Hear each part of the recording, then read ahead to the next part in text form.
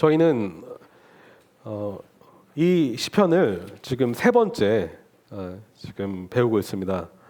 저희가 3부작으로 지금 말씀을 듣고 계신데요. 오늘은 여호와를 찬양하라라는 제목으로 말씀을 전하려고 합니다. 다윗은 계속해서 모든 원수들의 손에서와 사울의 손에서 건져주신 날에 최종 승리, 그 승리와 구원의 주인이신 하나님을 우러러 찬양하고 있습니다. 이 시편은 찬양시이고요, 승리시이고요, 더 나아가서는 놀랍게도 메시아 시편입니다. 50절을 한번 보실까요? 50절 보시면 마지막에 이렇게 끝납니다. 여호와께서 그 왕에게 큰 구원을 주시며 기름 부음 받은 자에게 인자를 베푸시며 영원토록 다윗과 그 후손에게로다. 네, 시편의 대가인 엘렌 로스라는 학자는 이 시편이 결국 메시아 시편으로 연결된다라고 그렇게 말을 합니다. 그리고 존 메가더 목사님도 그런 식으로 이렇게 주석서를 썼는데요. 다윗은 지금 승리의 노래를 지금 부르고 있잖아요. 그런데 최종 승리는 결국은 메시아를 통해서 일어난다는 것을 지금 우리에게 보여주고 있는 것입니다. 그래서 저희가 후손 배웠잖아요, 그렇죠? 자손 후손. 그런데 이 후손이 바로 단수형으로 쓰였어요. 아브라함의 후손, 다윗의 후손. 마태복음에 그래서 그 족보 자언데 아브라함과 다윗의 후손이신 결국 예수 그리스도에 대해서 이야기를 하고 있습니다. 왜냐하면 유대인들은 결국 율법에 나타난 메시아를 기다리고 있었기 때문에 그렇거든요. 그런데 바로 아브라함의 후손, 다윗의 후손, 바로 그 예수 그리스도에 대해서 마태는 이야기하고 있는데요. 이 시편이 그렇게 연결된다는 것을 먼저 알고 계시면 좋을 것 같아요.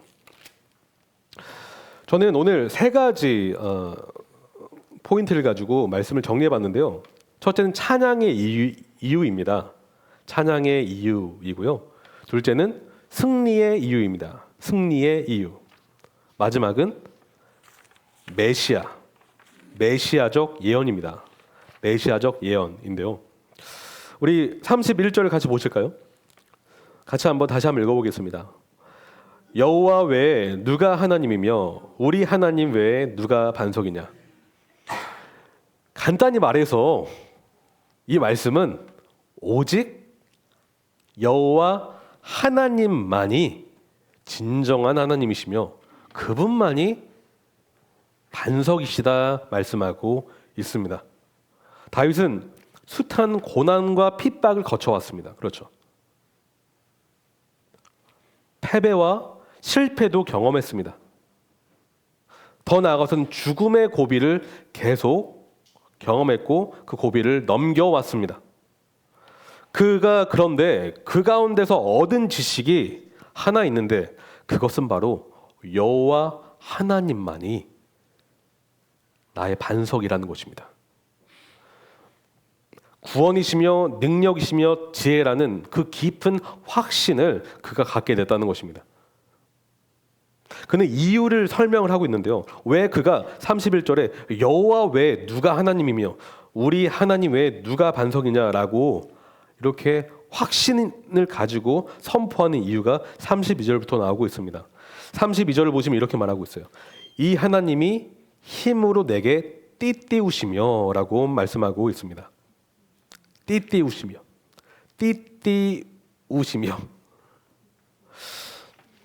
고대 근동에서 전쟁을 앞둔 군사를 무장시키는 것을 비유하는 것인데요. 지금 다윗은 승리했지만 그 하나님이 그 자신을 이끄셨던 하나님에 대해서 지금 고백하고 있는 것입니다. 그가 할 수 있었던 이유는 하나님이 그에게 능력의 띠를 채워주셨기 때문입니다. 그가 지금 그것을 말씀하고 있는 것입니다. 이 똑같은 표현이 이사야 45장 5절에 나타나는데요. 같이 한번 보실까요? 이사야 45장 5절입니다. 제가 가진 성경으로는 1024페이지입니다.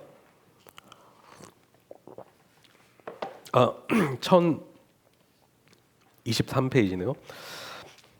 45장은 여호와께서 고레스 왕을 세우시는 그것을 예언하는 장면인데요. 그때 지금 5절에서 이렇게 말씀하고 있습니다. 나는 여호와라. 나 외에 다른 이가 없나니 나밖에 신이 없느니라. 너는 나를 알지 못하였을지라도 나는 내 띠를 동일 것이요. 똑같은 표현입니다. 다시 말해 하나님의 계획, 하나님의 생각, 하나님의 뜻을 이루시는데 고레스에게 기름을 부으시면서 그를 띠띠우시는데 그로 하여금 하나님의 권능으로 일할 수 있게 하시겠다라는 것입니다. 지금 다윗은 그가 승리할 수 있었던 비결은 하나님의 권능이 그를 이끌었기 때문이다라고 고백하고 있습니다.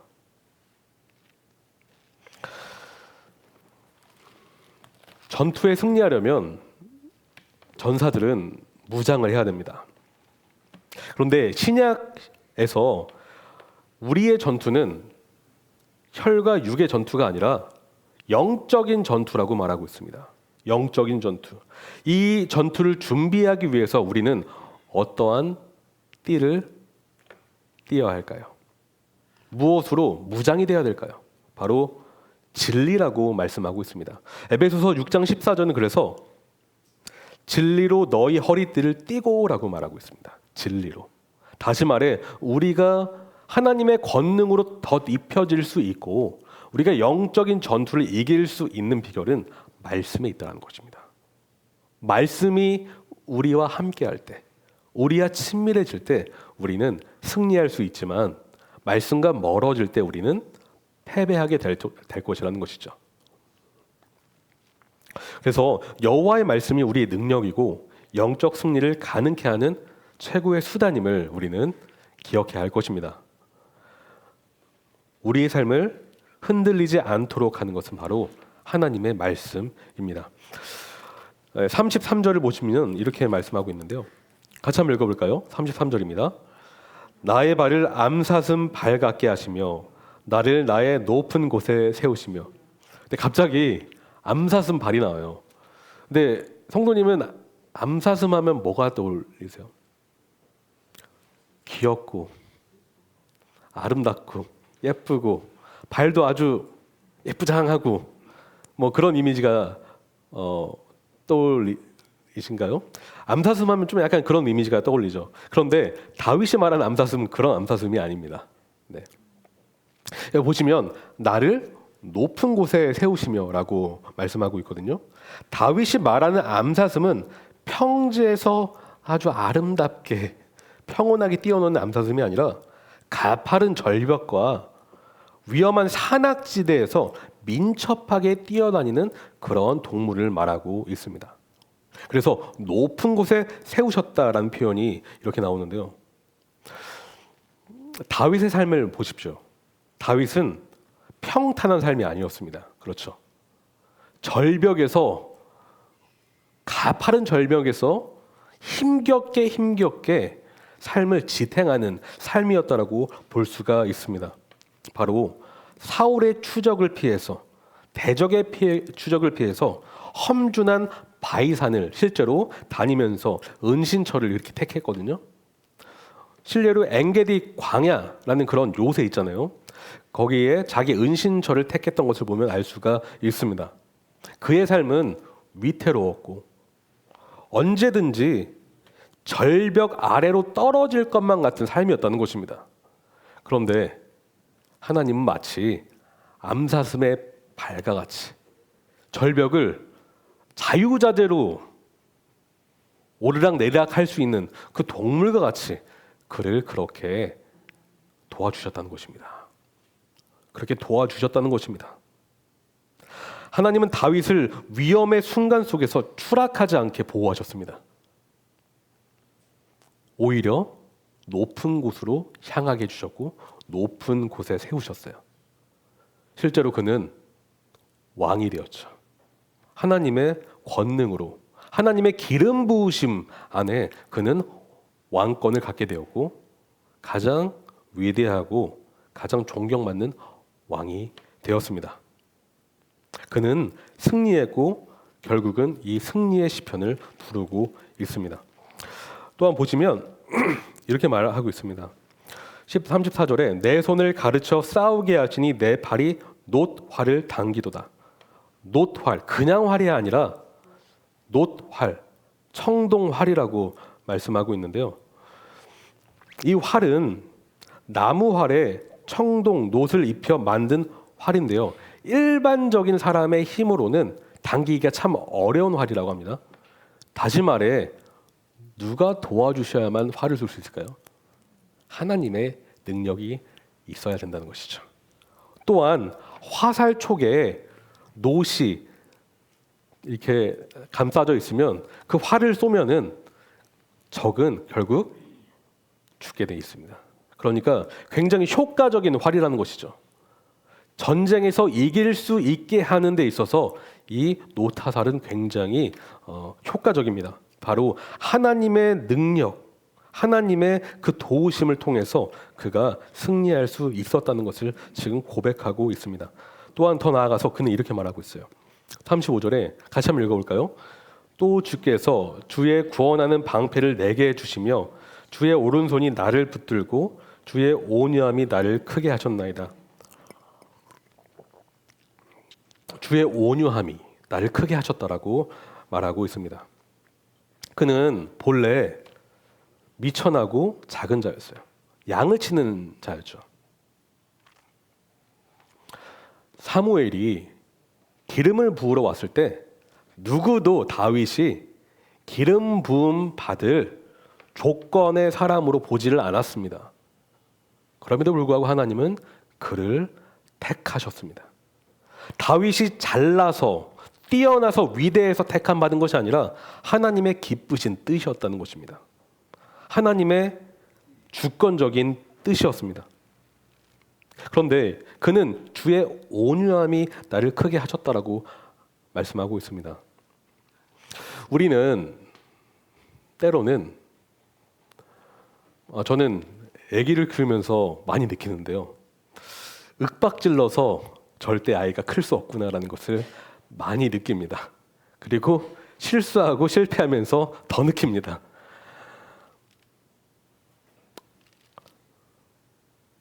누군가를 강압적으로, 누군가를 냉담함으로, 차가움으로, 엄격함으로 그 사람을 절대 성장시킬 수 없고 크게 만들 수가 없다라는 것이죠. 여호와는 다윗을 온유하게 대하셨습니다. 온유하게, 친절하게 대하셨어요. 그가 죄를 지었을 그 순간에도 그를 내치지 아니하시고 그에 대한 언약과 약속을 패하지 아니하시고 오래 참아 주셨습니다. 고린도전서 13장 사랑장이라고 하죠. 사랑은 뭐가 나오죠? 오래 참고, 사랑은 온유한 것이라고 말하고 있습니다. 오래 참고 온유하며. 왜 사랑은 오래 참고 온유하다라고 말하고 있을까요? 그것이 바로 하나님의 사랑이기 때문입니다. 하나님은 우리를 오래 참고 온유하게 대해 주십니다. 그렇기 때문에 우리 마음이 더 커지고 넓어지고 저희가 성장하는 것이죠. 하나님의 온유함이 없었다면 우리는 더 작아지고 좁아질 것입니다. 하나님은 다윗이 범죄했던 그 순간에 마저도 그를 참아주셨어요. 오래 참아주셨고 온유하게 대해주셨습니다. 그래서 시편 51편을 보시면 그가 하나님을 붙들면서 주님, 그가 뼈가 상하는 그런 고통 가운데 있으면서도 주님을 붙잡습니다. 왜냐? 주님이 온유하시기 때문에 그렇다는 것이죠. 주님이 냉담하시고 차갑고 엄격하셨다면 다윗은 하나님께로 달려가지 못했을 것입니다. 하지만 그가 믿는 그의 언약의 아버지는 온유한 아버지이시기 때문에 그의 마음을 다시 크게 해주실 분이시기 때문에 그에게 하나님께 달려갔던 것입니다. 둘째는 승리인데요. 승리에 대해서 같이 보겠습니다. 지금 다윗은 37절부터 45절까지 승리에 대한 노래를 지금 하고 있는데, 승리의 이유에 대해서 말씀하고 있는데요. 37절을 같이 보시겠습니다. 한번 읽어볼까요? 내가 내 원수를 뒤쫓아 가리니 그들이 망하기 전에는 돌아서지 아니하리이다. 다윗은 지금 어떠한 지금 자세와 태도로 전쟁을 임하는 것입니까? 끝까지 뒤쫓아가고 망하기 전에는 절대 돌아서지 아니하는 그런 자세 있잖아요. 그렇죠? 38절 내가 그들을 쳐서 능히 일어나지 못하게 하리니 그들이 내 발 아래에 엎드려지리이다. 패배하기 전까지 이 일을 멈추지 않겠다라고 지금 말하고 있습니다. 끈질긴 추적, 승리를 위한 노력. 여기 보시면 쳐서라고 하고 있죠. 네, 쳐서. 내가 그들을 쳐서 38절에 쳐서라는 이 단어는 그냥 치는 것이 아니라 산산조각 내는 것을 말합니다.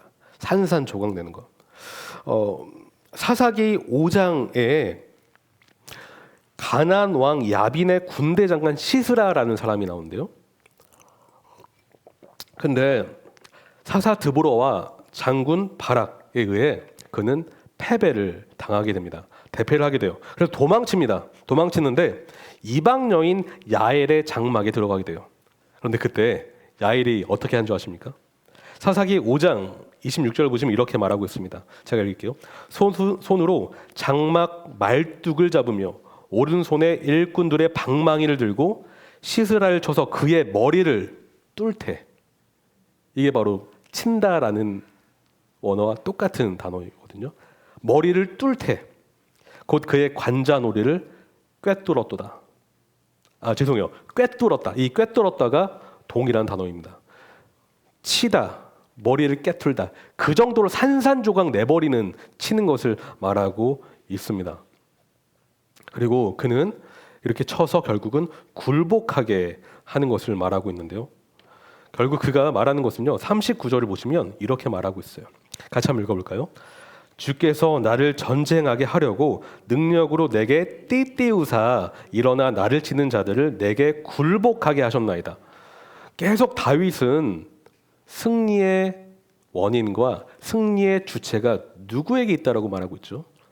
바로 하나님께 있다라고 말하고 있습니다. 그는 자신의 능력으로, 자신의 잘남으로, 자신의 왕권으로, 자신의 군대로 말미암아 이 승리를 이뤄냈다라고 말하지 않습니다.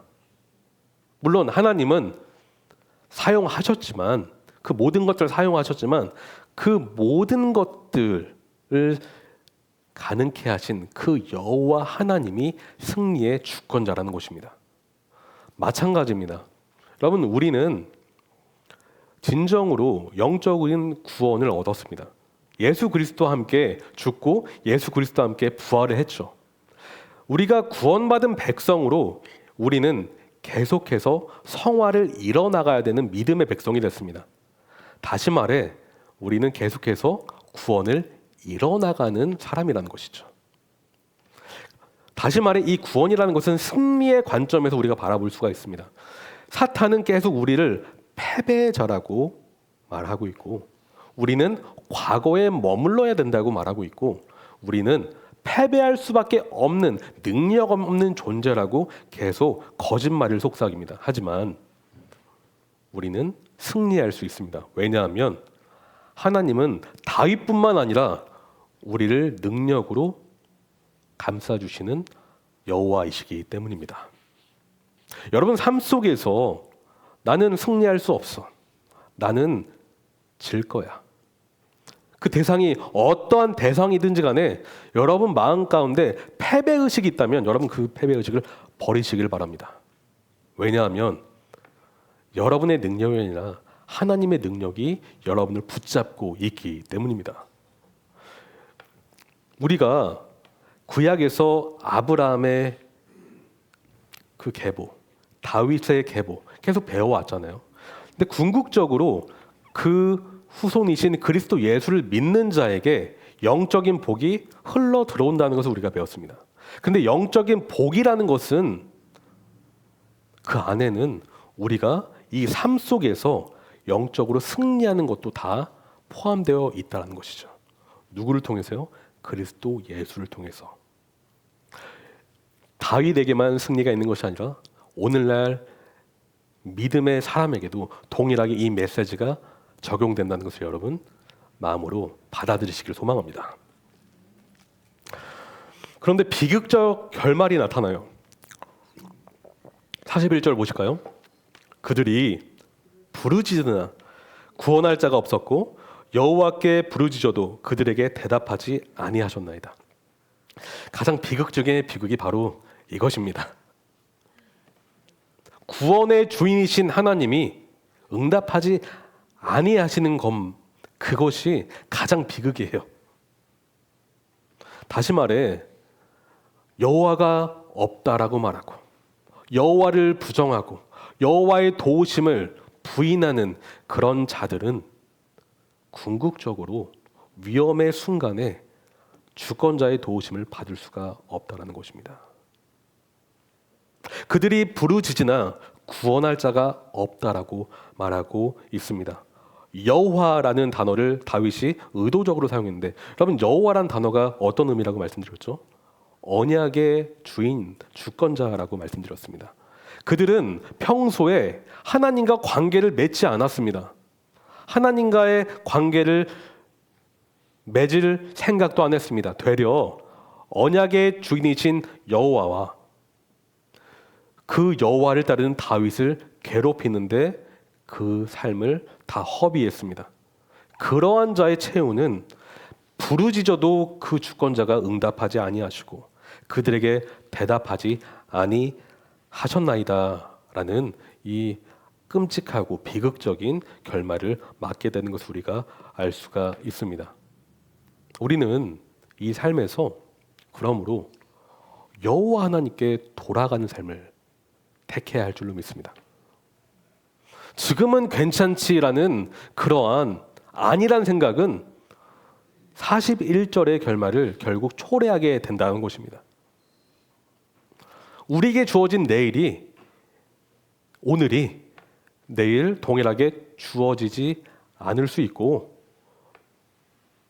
그 내일이 그 모레 또한 주어지지 않을 수가 있습니다. 왜냐하면 시간의 주인은 하나님이시기 때문에 그렇습니다. 성도님, 예배를 드리시고 찬양을 하시고 말씀을 묵상하고 계신지요?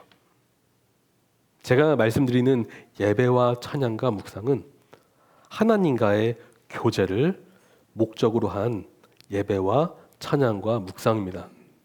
하나님과의 교제가 목적이 되지 않는다면 그 모든 것들은 다 종교 행위일 뿐이며 하나님과 전혀 관계가 없다는 것을 여러분 기억하십시오.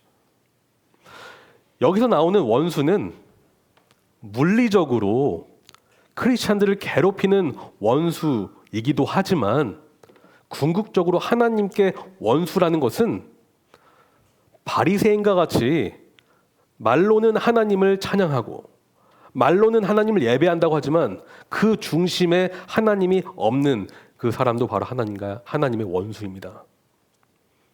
하나님은 그러한 자를 싫어하십니다. 하나님은 진심으로 통회하는 자, 진심으로 하나님께 자신의 연약함과 부족함과 죄성을 낱낱이 고백하며 은혜를 간구하는 자를 도와주시고 그 겸손한 자에게 하나님의 구원의 손길을 흘려 보내주십니다. 그 자가 부르짖을 때 하나님은 응답하시고 그 자가 요청할 때 하나님은 은혜를 부어주십니다.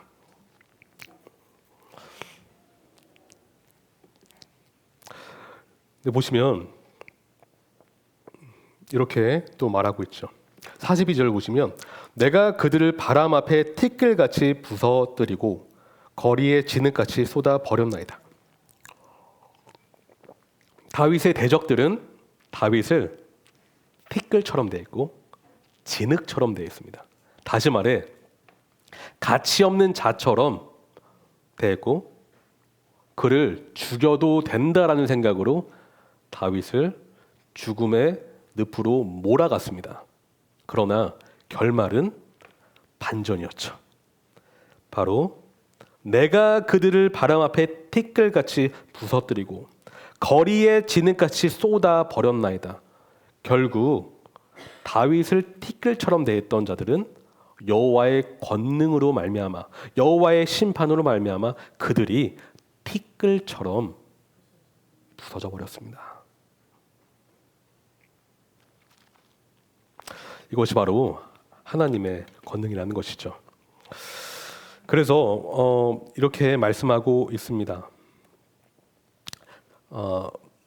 보시면 43절에 같이 한번 읽어볼까요? 주께서 나를 백성의 다툼에서 건지시고 여러 민족의 의뜸으로 삼으셨으니 내가 알지 못하는 백성이 나를 섬기리이다. 네, 이때부터 이제 메시아적인 그런 표현들이 좀 나오는데요. 다윗은 열방의 머리로 인정되고 있어요. 여기서 보시면 43절에 으뜸이라는 단어는 머리라는 뜻이에요. 머리라는 단어이거든요. 그러니까 열방 모든 민족의 머리라는 뜻입니다. 다윗이. 그런데 역사적으로 봤을 때 다윗은 큰 어떤 나라를 건설했다라고 볼 수가 있어요. 에돔, 모압, 암몬, 아람을 무찌르면서 어느 정도의 제국을 이뤘고요. 큰 어떤 강대국을 이뤘다고 볼 수가 있습니다. 그럼에도 불구하고 그가 다스린 지역은 중동 지역에 한정되어 있었어요. 열방의 머리라는 표현은 조금 어울리진 않습니다. 제가 아까 말씀드렸던 어떤 50절이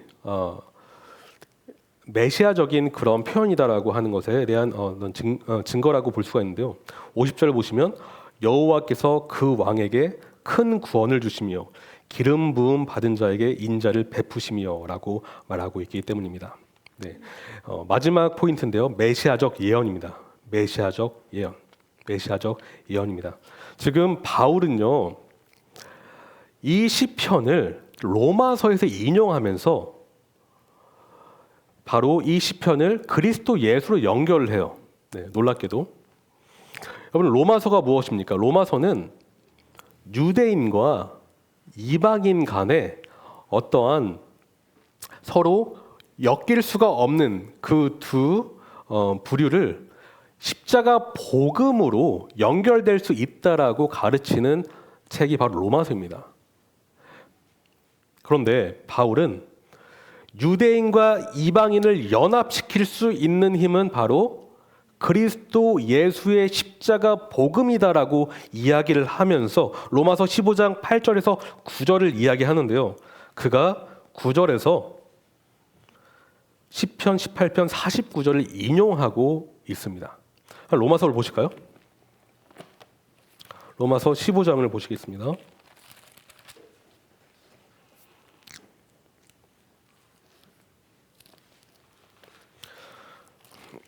제가 가진 신약 성경 260페이지입니다. 260페이지입니다.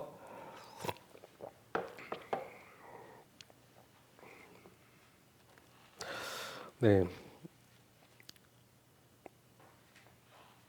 4절부터 한번 보실까요? 4절부터 보시면 좋을 것 같습니다. 4절부터 9절까지 한번 읽어보겠습니다. 무엇이든지 전에 기록된 바는 우리의 교훈을 위하여 기록된 것이니 우리로 하여금 인내로 또는 성경의 위로로 소망을 가지게 함이니라. 이제 인내와 위로의 하나님이 너희로 그리스도 예수를 본받아 서로 뜻이 같게 하여 주사 한 마음과 한 입으로 하나님 곧 우리 주 예수 그리스도의 아버지께 영광을 돌리게 하려 하노라. 그러므로 그리스도께서 우리를 받아 하나님께 영광을 돌리심과 같이 너희도 서로 받으라. 내가 말하노니 그리스도께서 하나님의 진실하심을 위하여 할례의 추종자가 되셨으니 이는 조상들에게 주신 약속들을 견고하게 하시고 이방인들도 그 긍휼하심으로 말미암아 하나님께 영광을 돌리게 하려 하심이라 기록된 바 그러므로 내가 열방 중에서 주께 감사하고 주의 이름을 찬송하리로다 한가 같으니라. 네. 지금 다윗은 시편 18편 49절을 인용하고 있습니다. 바로 그리스도 예수로 말미암는 유대인과 이방인의 연합을 이야기하면서 말이죠.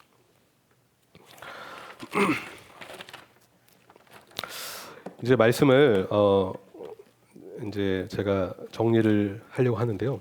결국 다윗은 여호와의 능력으로 말미암아 그분의 도우심과 크신 은혜로 말미암아 긍휼로 말미암아 구원을 받았고 승리를 얻게 됐습니다.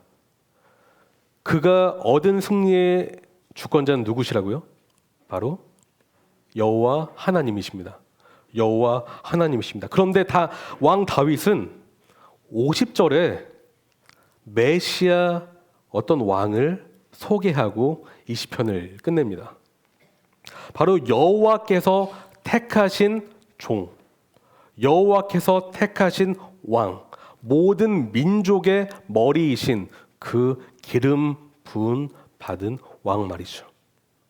여호와께서는 위대하고 위엄 있고 영광스러운 구원을 주셨는데 바로 그 왕에게 큰 구원을 주셨다라고 하고 있습니다. 성도님, 여기서 큰 구원이라고 했는데요. 큰, 여기서는 이제 한국 번역으로는 형용사로 큰 구원이라고 쓰여져 있는데요. 원래는 분사 형태입니다. 다시 말해서 동사의 분사형이라는 것입니다. 이 분사를 쓰는 이유는 지속적으로 어떤 일을 행하는 것을 말할 때 그 형태를 써요. 다시 말해 이 크다는 것은 위대하게 하다, 무언가 탑을 쌓아나간다, 확장시키다, 바로 역동적인 의미로 큰이라는 단어를 일부러 사용했습니다. 우리 삶 속에서 하나님은 수없이 많은 구원을 행하시고 구원의 탑을 쌓아 나가십니다. 여러분, 그 구원의 역사를 경험하고 계십니까? 여러분 삶 속에서 하나님의 구원의 역사를 경험해 오셨고 경험하고 계신가요? 하나님은 계속해서 그 일을 행하실 것입니다. 쉬지 않고 말이죠. 그러나 우리에게 훨씬 더 큰 구원이 보장되어 있는데 그 구원이 바로 메시아 왕 예수 그리스도를 통해서 그 구원이 예비되어 있다는 것입니다. 왜냐하면 그 구원은, 이 큰 구원은 물리적인 구원에 한정된 것이 아니라 영적인 구원, 우리의 영혼의 구원을 또한 포함하기 때문입니다. 예수님은 사망을 이기시고 죄와 사망을 이기시고 부활을 통해서 영생의 첫 열매가 되셨습니다. 그 메시아 예수님이 큰 구원, 바로 영원한 구원을 우리에게 주셨습니다. 그러므로 여러분, 최종 승리는 보장되어 있습니까? 없습니까? 최종 승리는 보장되어 있습니다. 우리가 그리스도 예수를 진정으로 믿는다면 말이죠. 우리가 그리스도 예수 안에 있다면 큰 구원은 우리의 것입니다. 다윗이 사울과 모든 대적에게서 건짐받았던 것처럼 우리는 죄와 사망이라는 영원한 대적으로부터 건짐받게 될 것입니다. 메시아 예수님을 통해서 말입니다. 여러분, 십자가 복음, 우리는 십자가 복음을 평생 동안 들어왔고 배워왔고 묵상해 왔습니다. 근데 성도님, 저는 십자가 복음을 통해서 능력을 더 경험해 보시라고 말씀드리고 싶습니다. 왜 그런지 아십니까? 우리가 그 능력으로 다시 살아났기 때문입니다. 다시 말해, 우리가 그 능력으로 다시 살아났다면 지금도 그 능력이 우리를 구원할 수 있는 것입니다. 우리의 영원한 구원이 그 능력으로 될 것이기 때문입니다. 그래서 18장 1절로 돌아가는 것 같아요. 나의 힘이신 여호와여, 내가 주를 사랑하나이다. 다윗은 이 긴 시편을 통해서 이 한 구절을 증명하기 위해서 지금 이렇게 구구절절하게 사랑 고백을 했는데요. 성도님, 여러분도 1절의 고백이 나오시겠습니까? 나의 힘이신 여호와여, 내가 주를 사랑하나이다. 저와 여러분의 삶이 이러한 고백이 됐으면 좋겠습니다.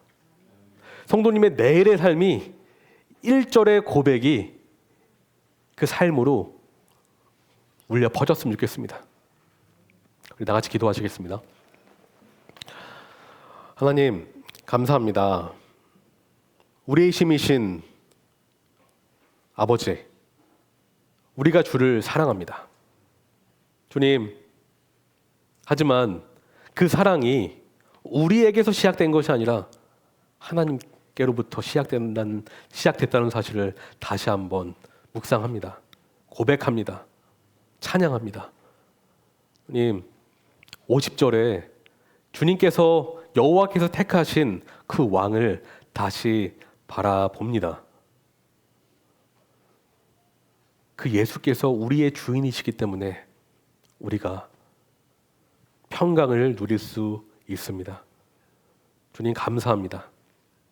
주님, 내일 성도님들의 삶 속에서 이 간증이 역사할 수 있도록 인도하여 주시옵소서. 이 고백이 죽은 어떤 문장으로 끝나는 것이 아니라 살아 역사하는 삶으로 나타나게 인도하여 주시옵소서.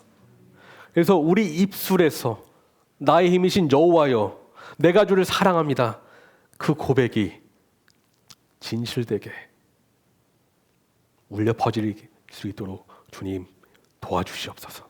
사랑합니다. 예수님의 이름으로 기도합니다.